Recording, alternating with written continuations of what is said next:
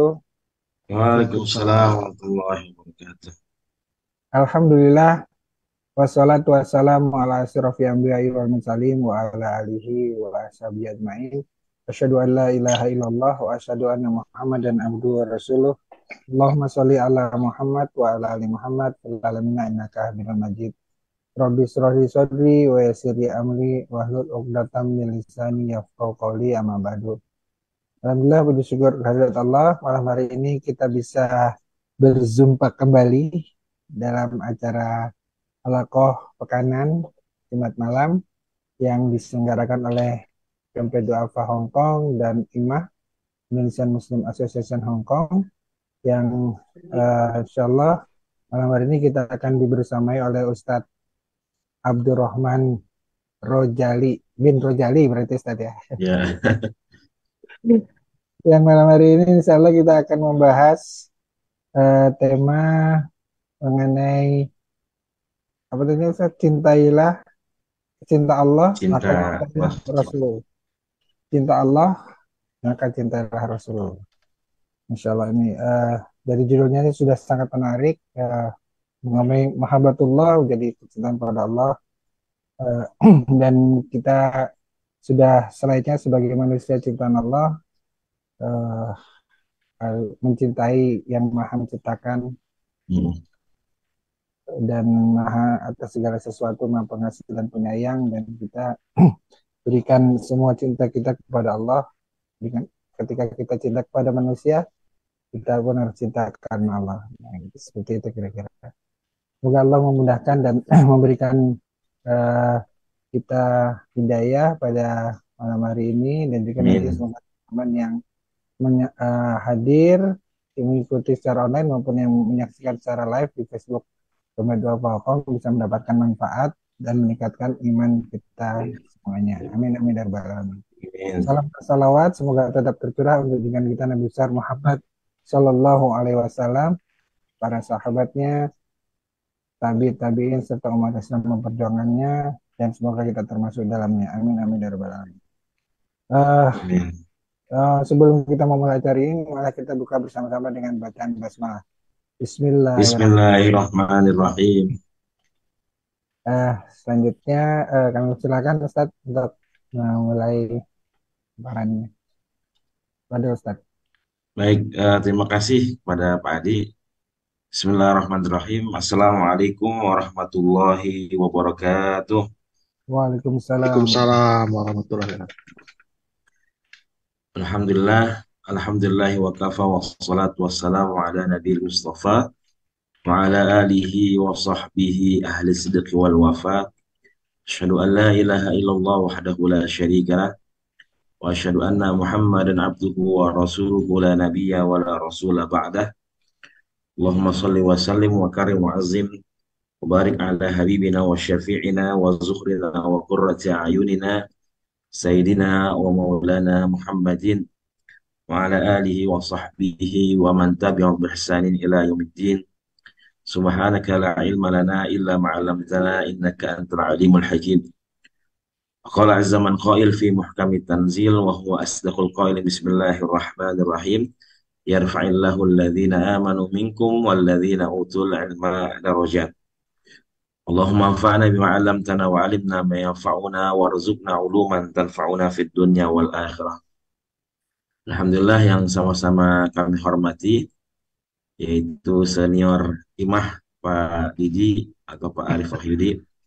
Mudah-mudahan selalu sehat walafiat, dimudahkan segala urusannya, diberkahkan rezekinya, keluarganya, Amin. Ya dan Rabbal Alamin. nantiasa Allah bimbing gerak langkahnya untuk senantiasa menebarkan dakwah di negeri beton ini. Kemudian juga Pak Adi juga mudah-mudahan juga senantiasa dalam keberkahan, dalam kebaikan yang diberikan oleh Allah Subhanahu wa taala, senantiasa dijaga keluarganya, senantiasa Allah berikan keberkahan pada keluarga, istri dan anak-anak tercintanya kita semua juga mudah-mudahan terus dalam bimbingan Allah Subhanahu wa taala, dalam hidayah Allah Subhanahu wa taala.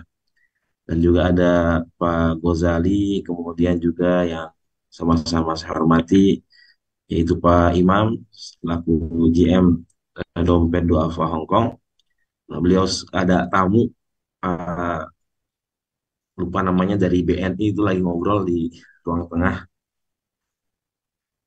Jadi salam buat semuanya.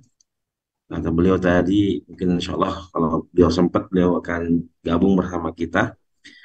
Alhamdulillah senantiasa kita bersyukur kepada Allah Subhanahu wa Ta'ala untuk senantiasa menjadi hamba-hamba yang terus bersyukur beribadah kepada Allah Subhanahu wa Ta'ala atas segala limpahan nikmat karunia yang telah Allah berikan. Mudah-mudahan kita menjadi hamba-hamba yang senantiasa bertakwa dengan beribadah secara apa sebaik-baiknya, ikhlaskan Allah Subhanahu wa Ta'ala. Salawat dan salam senantiasa kita haturkan kepada Nabi tercinta, Nabi besar Muhammad Sallallahu Alaihi Wasallam, beserta keluarga, para sahabat, dan para pengikutnya. Mudah-mudahan kita semua senantiasa terus dalam hidayah Allah, senantiasa terus menghidupkan sunnah-sunnah Rasulullah Sallallahu Alaihi Wasallam, sehingga Allah kumpulkan kita juga di yaumil akhir nanti di surganya Allah Subhanahu Wa Ta'ala. Amin. Betul, amin. Baik, para jamaah semua, Bapak yang dirahmati Allah Subhanahu Wa Ta'ala, izin share materi Pak Adi dan Pak Didi. Ya, silakan Ustadz. Udah bisa langsung kayaknya. Ya, Nggak bisa ada langsung. habisnya nih. Jadi insya Allah sama-sama kita belajar, sama-sama kita muzakarah, mengulang bahwasanya bagaimana firman Allah Subhanahu wa Ta'ala di surah Ali Imran ayat 31 sampai 32, bahkan di beberapa ayat yang lainnya yang menegaskan bagaimana bentuk ketaatan kita kepada Allah Subhanahu wa Ta'ala. Ya, barometernya, ukurannya adalah bagaimana kita bisa patuh dan taat tunduk ya dengan menghidupkan, menjalankan sunnah-sunnah Rasulullah Shallallahu Alaihi Wasallam.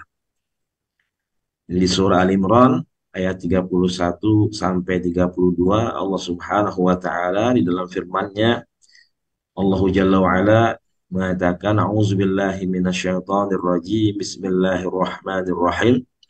Qul in kuntum tuhibbunallah fattabi'uni yuhibbukumullah wa yaghfir lakum dzunubakum wallahu ghafurur rahim.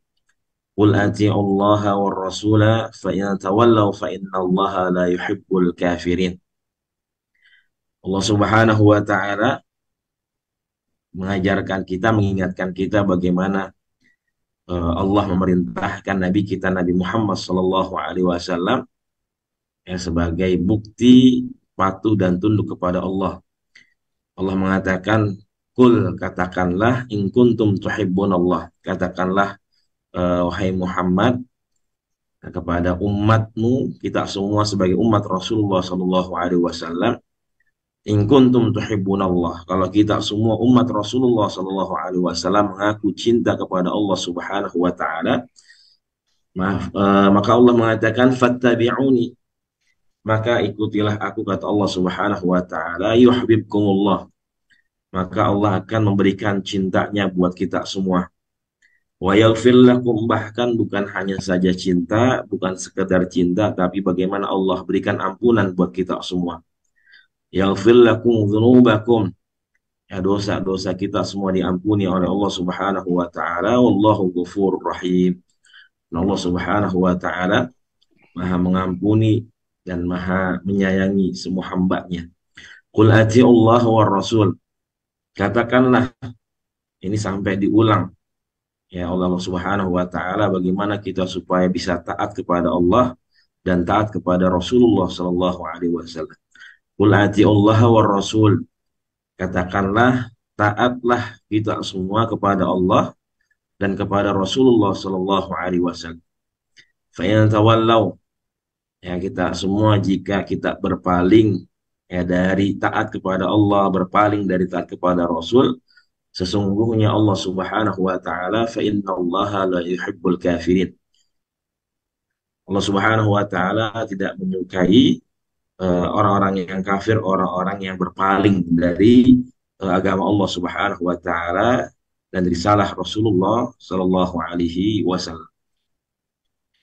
Dan ini bisa dilihat juga beberapa ayat yang kita temukan bagaimana perintah Allah Subhanahu wa taala untuk senantiasa mengikuti Rasulullah Shallallahu alaihi wasallam.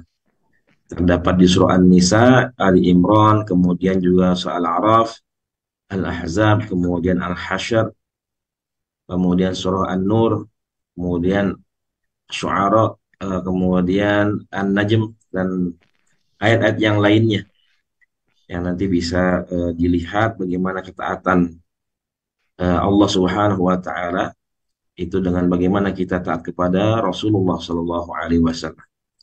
Dan ini ada beberapa penjelasan para ulama tafsir bagaimana ayat ini surah Ali Imran ayat 31 32 ini diturunkan oleh Allah Subhanahu wa taala.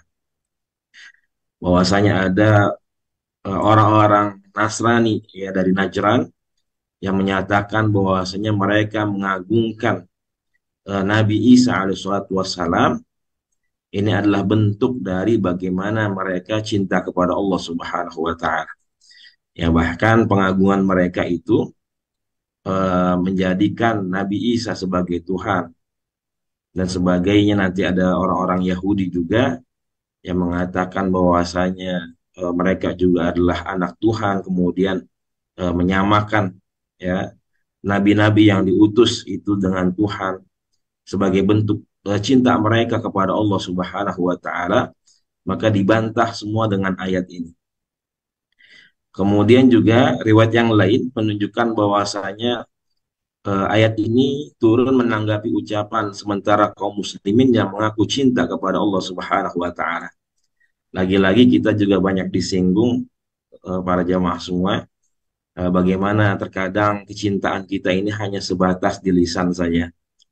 Hanya sebatas di ucapan saja, tapi ketika praktek pengamalan ini jauh ya dari apa yang kita ucapkan.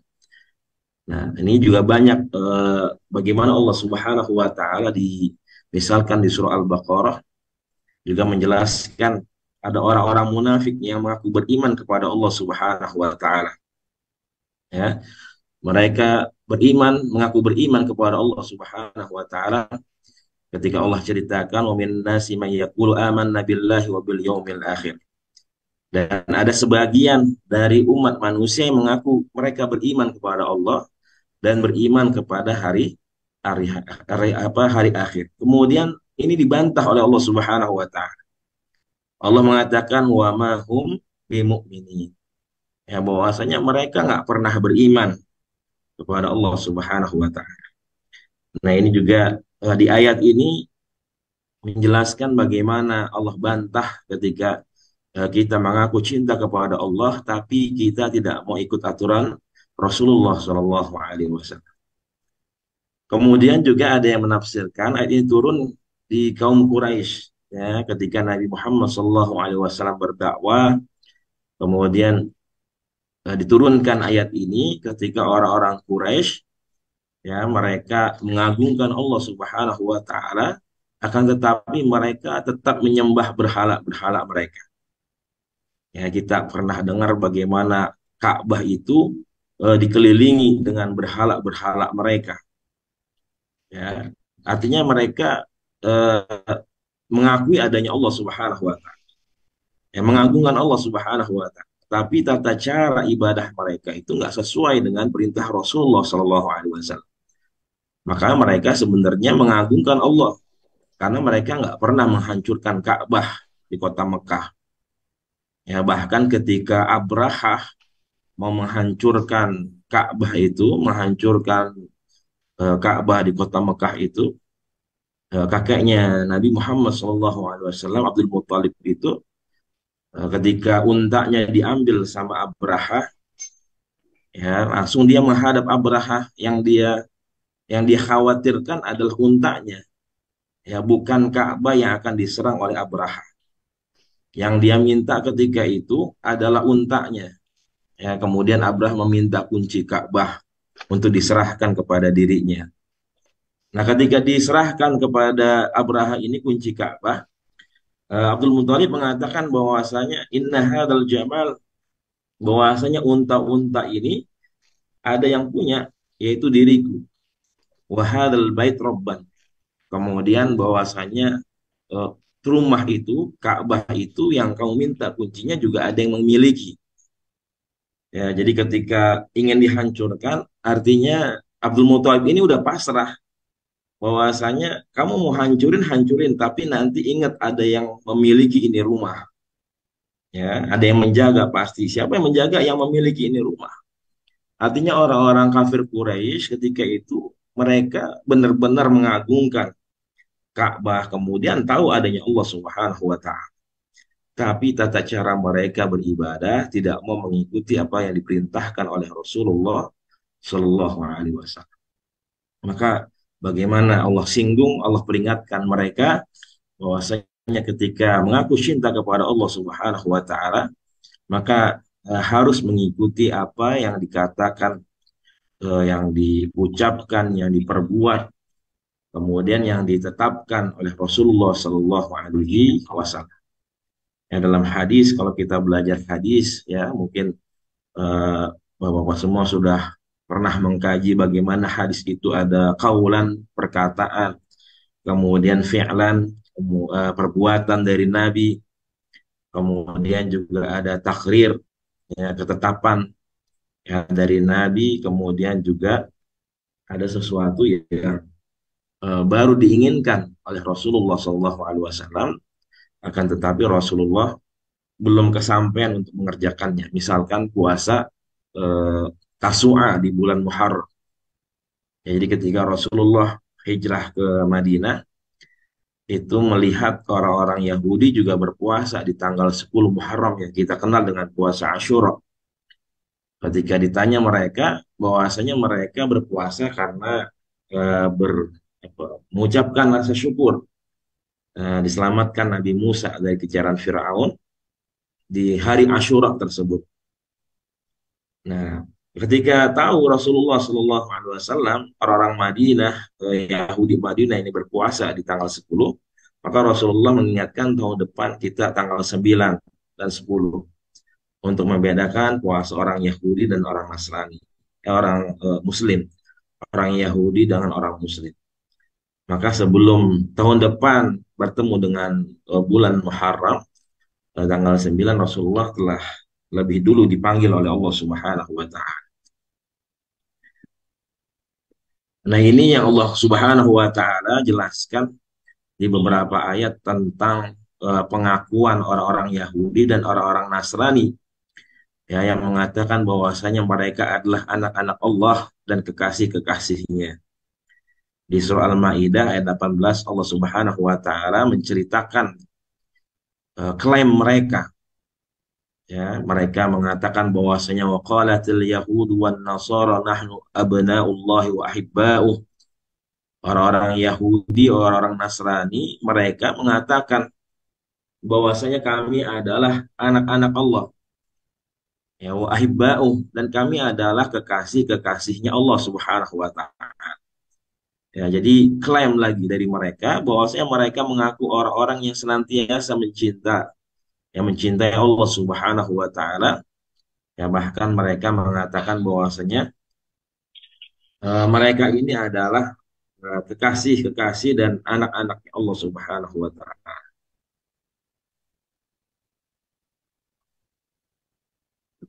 Dan di ayat yang lain bisa kita lihat juga di surah Taubah ayat 30, ya, Allah Subhanahu wa taala menceritakan apa yang mereka katakan dari orang-orang Yahudi dan orang-orang Nasrani. Wa qalatil yahudu Uzairullah wa qalatil Nasara al-Masih ibnullah.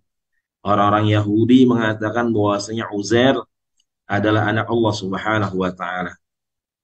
Kemudian orang-orang Nasrani mengatakan bahwasanya Al-Masih ibnullah, bahwasanya Nabi Isa alaihissalatu wassalam adalah anak Allah Subhanahu wa taala. Ya, dzalika qauluhum bi afwahim yudahuna qaulal ladzina kafaru min qabl qatalahumullahu an yafaqun. Bahwasanya bagaimana ucapan itu keluar dari mulut-mulut mereka. Ya, mereka juga meniru ucapan orang-orang kafir terdahulu, artinya orang-orang kafir Quraisy ketika itu sehingga mereka dilaknat oleh Allah Subhanahu wa taala. Ya, kita kenal bahwasanya bagaimana Nasrani dengan trinitasnya. Ya, ada Tuhan Bapa, Tuhan Anak, kemudian juga ada Roh Kudus, malaikat. Bahwasanya mereka berkeyakinan Allah itu satu, tapi ada tiga gitu. Kemudian juga orang-orang Yahudi yang menjadikan Uzair ini adalah nabi yang diutus kepada mereka orang-orang Yahudi. Tapi mereka menjadikan Uzair ini sebagai ibnullah, anak Allah Subhanahu wa taala. Ya, dan mereka mengaku bahwasanya orang-orang yang mencintai Allah Subhanahu wa taala lagi-lagi ya mereka tidak mau mengikuti apa yang dibawa oleh Nabi kita Nabi Muhammad Shallallahu Alaihi Wasallam. Ya, makanya Allah Subhanahu Wa Taala mengingatkan mereka, Qul atiullah wa atiur Rasul, Qul atiullah wa atiur Rasul. Di surah An-Nisa itu ada di ayat 59. Ya, taatlah kepada Allah dan taatlah kepada Rasul. Ya, wa ulil amri minkum. Jadi kalimat taatnya atiu itu ada di Allah Subhanahu wa taala dan kalimat Rasul. Ya Allah wa atiur Rasul. Taatlah kepada Allah dan taatlah kepada Rasul. Wa ulil amri minkum. Akan tetapi ketika Allah menyebutkan kata ulil amri, Allah tidak ikutkan dengan kalimat atiu. Sedangkan ketika menyebutkan kalimat Allah dan Rasul, Allah menyebutkan kalimat atiu. Atiullaha wa atiur Rasul wa ulil amri minkum. Taatlah kepada Allah, taatlah kepada Rasul dan kepada pemimpin-pemimpin kalian. Kenapa? Karena kalimat atiullah wa atiur Rasul itu mutlak hukumnya, artinya perintah untuk patuh dan tunduk kepada Allah, yaitu mutlak, artinya nggak bisa ditawar-tawar lagi. Akan tetapi kalau perintah kepada ulil amri ini fleksibel. Artinya fleksibel ketika memang dia adalah ulil amri ini mengajak kepada kebaikan jalannya Allah, maka ini harus diikuti. Tapi kalau misalkan bertentangan dengan apa yang diperintahkan Allah Subhanahu wa taala dan Rasulullah Shallallahu alaihi wasallam, maka kewajiban kita untuk watawasau bil haqqi watawasau bis sabr. Saling menasihati dalam kebaikan dan kesabaran di jalan Allah Subhanahu wa taala. Jadi makanya Allah Subhanahu wa taala mengatakan qul in kuntum tuhibbunallah ya fattabi'uni yuhibbukumullah ya wa yaghfir lakum dzunubakum wallahu ghafurur rahim. Jadi ketika kita mengaku cinta kepada Allah Subhanahu wa taala, ya maka ikutilah Nabi Muhammad sallallahu alaihi wasallam. Ya maka bagaimana Nabi Muhammad sallallahu alaihi wasallam telah disebutkan di dalam kitab-kitab mereka. Orang-orang Yahudi, orang-orang Nasrani itu mereka tahu bahwasanya Nabi Muhammad sallallahu alaihi wasallam itu dijelaskan di dalam kitab-kitab mereka. Ya, misalkan Allah jelaskan di dalam surah Al-Bayyinah, ya. Allah mengatakan lam yakunil ladzina kafaru min ahlil kitabi wal musyrikina munfakina hatta ta'tiyahumul bayyinah rasulun minallahi yatlu suhufan mutahharah fiha kutubun qayyimah wa ma tafarraqal ladzina utul kitaba illa min ba'di ma ja'atuhumul bayyinah. Jadi orang-orang Yahudi, orang Nasrani ini mereka terpecah belah ketika didatangkan diutus Nabi kita Nabi Muhammad Sallallahu Alaihi Wasallam. Ya, karena mereka tahu ya ada ciri-ciri yang dijelaskan di dalam kitab-kitab mereka tentang kenabian Nabi kita Nabi Muhammad Sallallahu Alaihi Wasallam. Makanya ketika Rasulullah diutus, mereka terpecah belah tuh. Ada mereka yang tetap taat kepada kitab-kitab mereka, akan tetapi ada juga mereka yang nggak mau ya beriman kepada Rasulullah Shallallahu Alaihi Wasallam, padahal sudah dijelaskan di dalam kitab-kitab mereka. Ya, artinya gengsi, ya mereka tidak mau mengakui ya akan kerasulan Nabi kita Nabi Muhammad Shallallahu Alaihi Wasallam. Yang salah satu yang mengakui atau ikut mengikuti kebenaran apa yang dijelaskan dalam kitab mereka, misalkan sahabat Rasulullah Salman Al Farisi ketika dijelaskan di dalam kitab mereka itu bahwasanya Rasul itu tidak menerima sedekah. Al-anbiya la yaqbalu sedekah. Bahwasanya para nabi tidak menerima sedekah. Maka dia coba itu sama Al-Farisi untuk memberikan sedekah kepada Nabi Muhammad SAW. Dan benar ketika itu Rasulullah menolak ya sedekah dari Salman Al-Farisi. Kemudian dia ulang lagi. Kemudian dia bertemu dengan Rasul, kemudian dia bilang ini hadiah. Ya, walakin yakbal hadaya. Kan tetapi para nabi dan rasul itu menerima hadiah. Jika diberikan hadiah kepada Nabi Muhammad SAW itu, kemudian Rasulullah baru menerima pemberian dari Salman Al-Farisi.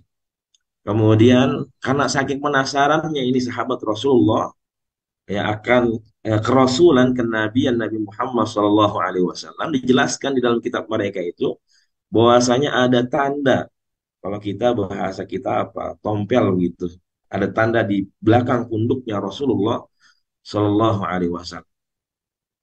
Nah itu ketika itu Salman Al Farisi malu-malu untuk mendekati Rasulullah Shallallahu Alaihi Wasallam.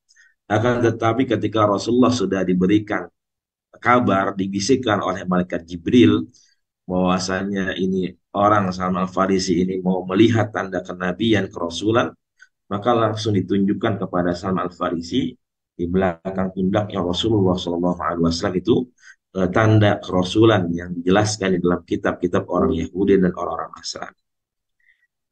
Ya, maka ini menjadi gambaran buat kita semua ya bagaimana secara jelas ya, kita semua diperintahkan untuk senantiasa patuh dan tunduk kepada Allah Subhanahu wa taala. Makanya Allah mengatakan tuhibbuna qul in kuntum tuhibbuna, ya yang kita cintai. Kalau kita ngaku cinta kepada Allah, akan tetapi kebanyakan kita cintanya bukan kepada Allah. Ngakunya doang cinta kepada Allah, tapi kita lebih cinta kepada harta kita. Misalkan ketika memang ada zakat yang harus dikeluarkan ketika sudah mencapai nisabnya, ketika sudah mencapai haulnya, maka ini ketika dia cinta kepada hartanya, maka hakikatnya harta itu dikeluarkan. Nah, itu cinta yang sebenar-benarnya. Tapi ketika misalkan dia cintanya berlebih-lebihan dengan hartanya, maka harta ini nggak bisa menjadi keberkahan buat dirinya. Nggak bisa menjadi penolong buat dirinya ketika dia menahan harta tersebut, ya ketika memang harus dikeluarkan zakatnya. Ataupun misalkan ketika harta ini sudah menjadi harta warisan, maka bagaimana Allah Subhanahu wa taala langsung memberikan takaran-takaran ya kepada ahli waris, ada seperdua, ada seperempat, ada sepertiga, seperenam, dan itu yang menentukan langsung bukan Rasul tapi bagaimana Allah Subhanahu wa taala. Nah, ketika kita mengaku cinta kepada Allah Subhanahu wa taala, bukan malah kita menahan hak orang lain, bukan malah kita tidak memberikan hak kepada ahli waris yang sebenarnya mereka itu punya hak di harta tersebut. Tapi ketika kita mengaku cinta kepada Allah Subhanahu wa taala, cinta kepada harta ini, maka kita berikan ya harta itu, ya warisan tersebut sesuai dengan haknya masing-masing. Nah, itu bagaimana? Makanya Allah jelaskan bahwasanya karena cinta ini akan membawa ke dalam ridhonya Allah Subhanahu wa taala. Ya, dengan cinta ini akan mendapatkan keberkahan, mendapatkan keridhaan dari Allah Subhanahu wa taala. Ya, maka eh, ketika kita mengaku cinta kepada Allah, ya di sini kan Allah balas ya. Bukan hanya saja Allah cintai, tapi bagaimana Allah berikan ampunan. Jadi kalau kita hanya cinta kepada Allah, balasannya bukan hanya Allah cinta kepada dirinya, tapi bagaimana balasan yang berlimpah yang Allah berikan buat kita semua. Wa yaghfir lakum dzunubakum, bahwasanya Allah akan mengampuni dosa-dosa kita. Jadi kalimatnya di sini jamak, banyak ya, dzunubakum. Kalau satu dosa dzambun. Ya, kalau banyak dzunub. Ya, makanya di sini Allah mensifati dirinya dengan wallahu ghafurun. Ya, Allah Subhanahu wa taala Maha mengampuni. Jadi ghafurun itu sifat Allah Subhanahu wa taala yang senantiasa terus mengampuni dosa-dosa kita. Ya, karena memang kita manusia biasanya banyakkan dosanya, gitu, banyakkan salahnya. Ya, makanya di sini wallahu ghafurun. Ya, setelah Allah mengatakan wa yaghfir lakum dzunubakum, bahwasanya Allah Subhanahu wa taala mengampuni dosa-dosa kita. Ya, wallahu ghafurun. Ya, jadi ghafurun ini biasanya disandingkan dengan kalimat dzunub. Yang artinya memang kita begitu banyak dosa-dosa kita kemudian diampunin sama Allah Subhanahu wa taala. Karena memang kita biasanya ibadah, ya sholat kemudian ya maksiat lagi, ya sholat maksiat lagi. Bahkan Al Habib Umar bin Hafid mengatakan bahwasanya kalau kita belum bisa meninggalkan maksiat, yang penting kita jangan meninggalkan sholat, jangan meninggalkan istighfar, mohon ampun kepada Allah Subhanahu wa taala. Ini mudah-mudahan dengan senantiasa kita beristighfar, mohon ampun, kita mendirikan sholat, ini menjadi benteng buat kita, ya supaya nanti kita bisa melepaskan kebiasaan kita untuk berbuat maksiat, ya berbuat maksiat kepada Allah Subhanahu wa taala. Ya, jadi dibalas oleh Allah Subhanahu wa taala dengan balasan yang berlimpah. Kemudian di ayat 32-nya, ya Allah ingatkan kita untuk taat kepada Allah dan Rasul. Ya, ketika kita berpaling, fa innallaha la yuhibbul kafirin. Artinya ketika kita nggak mau patuh dan tunduk kepada Allah dan Rasulnya, yang tadi jadi barometer ukurannya adalah Rasulullah SAW, maka kita termasuk orang-orang yang kufur di jalan Allah Subhanahu wa Ta'ala.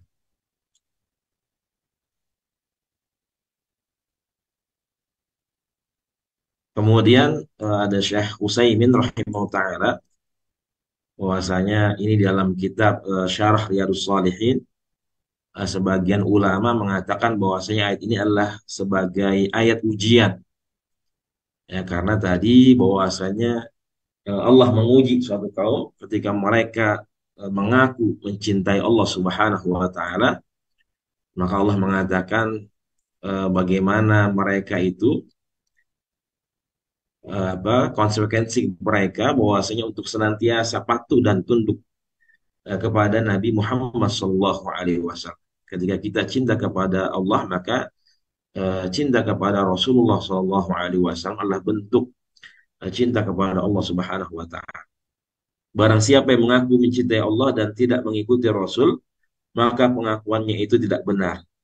Tetapi dia pembohong, karena di antara tanda kecintaan kepada Allah adalah mengikuti Rasulullah Sallallahu Alaihi Wasallam. Maka mohon maaf para jamaah semua, uh, masih ada orang-orang yang disebut dengan Al-Quraniyun, kelompok-kelompok yang hanya menjadikan Al-Quran itu sebagai landasan hukum mereka.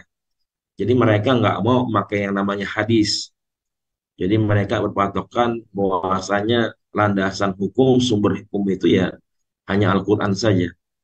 Ya, padahal kita bisa sholat, tahu bagaimana tata cara sholat, waktu sholat, ya, sholat maghrib, ya 3 rakaat dengan waktunya. Kemudian juga sholat yang lainnya itu semua dijelaskan oleh Nabi kita Nabi Muhammad SAW di dalam hadis-hadisnya. Ya, tapi masih ada orang yang nggak mau menggunakan hadis ya sebagai rujukan. Kemudian juga ada, mohon maaf, ada orang yang maunya itu langsung kepada Rasul. Artinya ada orang yang nggak mau mengambil pendapat para ulama. Dia mengatakan saya belajar, saya ngambil langsung dari Rasul saja. Ya, saya nggak mau ngambil dari ulama satu, ulama dua, ulama A, ulama B. Nah, ini juga sebenarnya keliru. Ya, karena bahwasanya para ulama ini juga adalah pewaris para nabi. Bagaimana Rasulullah SAW mengatakan, Al-anbiya wa rasul lam yarisu dirhaman wala dinaran walakin yarisul ulama. Bahwasanya para nabi dan rasul tidak mewariskan harta dirham wala dinar, akan tetapi mewariskan para ulama. Dan ulama ini juga semua kembalinya atau menyambungnya sanadnya itu kepada Nabi kita Nabi Muhammad SAW. Ya, ya karena mungkin perbedaan pendapat, maka timbullah yang terkenal kan ada empat mazhab, ya, Imam Malik, Imam Hanafi, Imam Syafi'i, Imam Hambali. Nah, walaupun memang sebenarnya banyak madhab, tapi akan tetapi yang masyhur adalah empat madhab tersebut. Dan semuanya mempunyai dalil yang bersambung kepada Nabi Muhammad SAW. Kalau kita kan, kalau belajar hadis, kita kenal yang namanya isnad. Ya, bahwasanya dikatakan Al-Imam Ibnu Arabi, laulal isnad, laqala masya'a wa masya'a. Kalau nggak ada sanad, orang akan berkata seenaknya, semaunya. Makanya dalam Islam senantiasa semua ajarannya itu bersanad menyambung apa bersambung kepada Nabi kita Nabi Muhammad Shallallahu Alaihi Wasallam. Makanya eh, kita pastikan guru-guru kita nyambung sanadnya, kita tahu kompetensinya itu kepada para ulama, para guru-gurunya yang bersambung terus kepada Nabi kita Nabi Muhammad Shallallahu Alaihi Wasallam. Kemudian terakhir mungkin ini yang dijelaskan di dalam kitab Asy-Syifa bi Ta'rifi Huquqil Mustafa karya Qadhi Iyad menyebutkan tanda-tanda orang yang mencintai Rasulullah Shallallahu Alaihi Wasallam. Itu pertama tentunya mengikuti menghidupkan sunnah Rasulullah Shallallahu Alaihi Wasallam baik berupa perkataan maupun perbuatan. Dalam hadis Rasul mengatakan man ahya sunnati faqad ahabbani. Siapa orang yang menghidupkan sunnahku, maka dia telah cinta kepadaku. Wa man ahabbani dakhalal jannah. Dan siapa orang yang telah membuktikan cintanya kepadaku, maka dia bersamaku di surganya Allah Subhanahu wa taala. Dan yang kedua, memprioritaskan ajaran syariat Rasul. Kemudian rela untuk menyampingkan dorongan syahwatnya.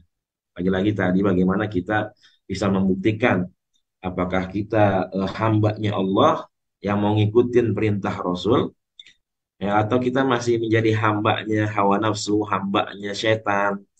Ya, ketika kita nyari rizki, misalkan bangun subuh sebelum subuh, tapi nggak sholat subuh. Ini banyak di Indonesia juga saya temukan orang udah berangkat sebelum subuh, tapi dia nggak mau sholat subuh berjamaah, padahal dia keluar buat nyari rizki. Ya, tapi dia lupa kepada sang pemberi rezeki.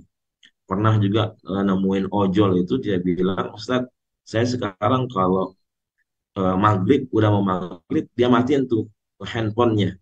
Jadi udah nggak mau nerima orderan lagi sampai ba'da isya.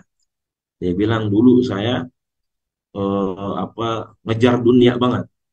Pokoknya ketika ada orderan masuk maghrib, yang pasti nanti mepet ke isya. Yang ada kita nggak sholat, ya bablas semuanya. Ya, tapi alhamdulillah dia sadar bagaimana ketika sudah mau masuk maghrib, kemudian sampai isya, ya setelah isya baru dia buka kembali, dia terima kembali orderan. Yang ketiga, membenci manusia karena Allah bukan berdasarkan dendam pribadi.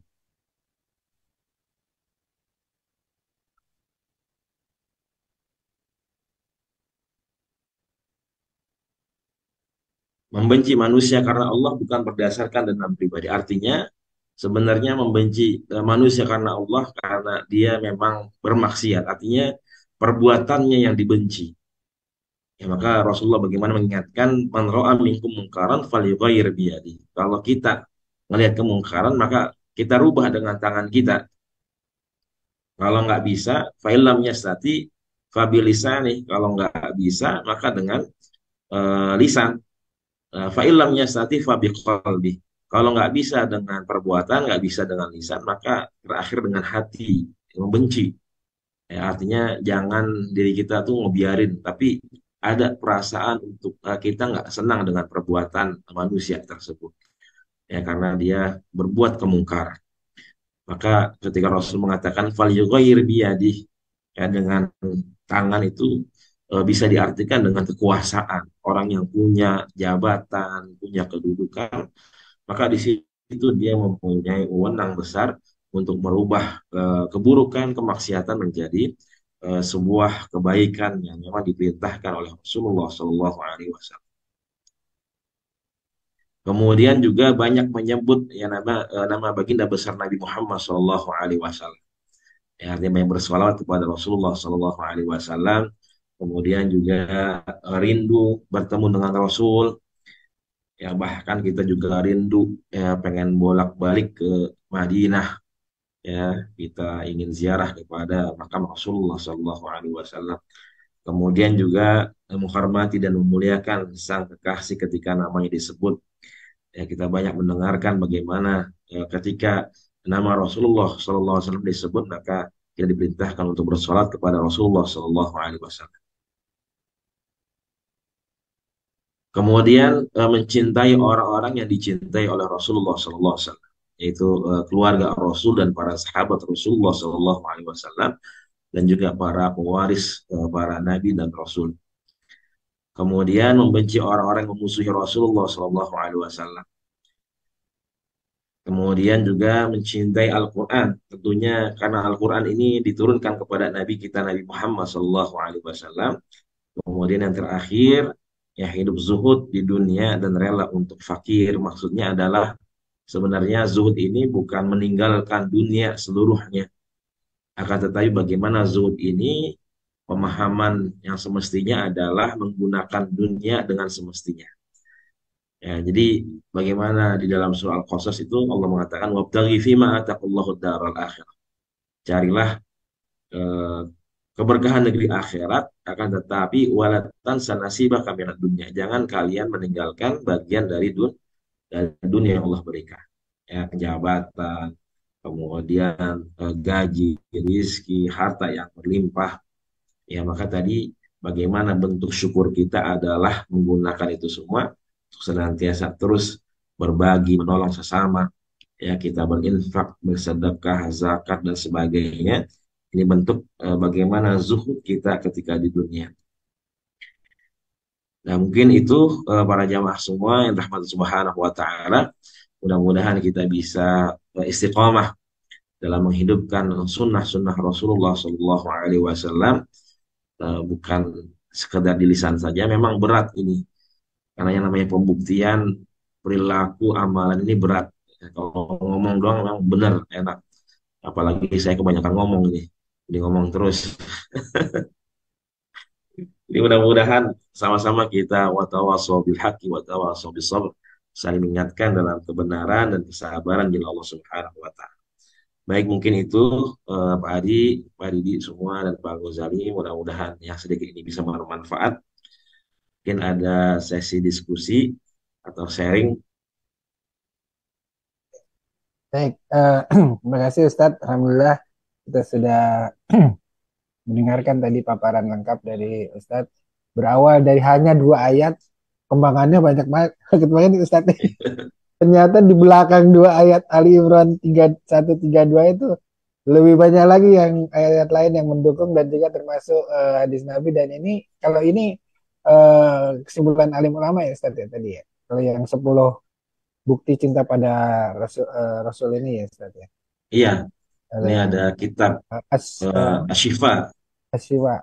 Ashifa Bitarifi Hukugil Mustafa. Itu artinya bahasa Indonesianya apa sih? Asyifa, Ashifa itu seperti obat ya.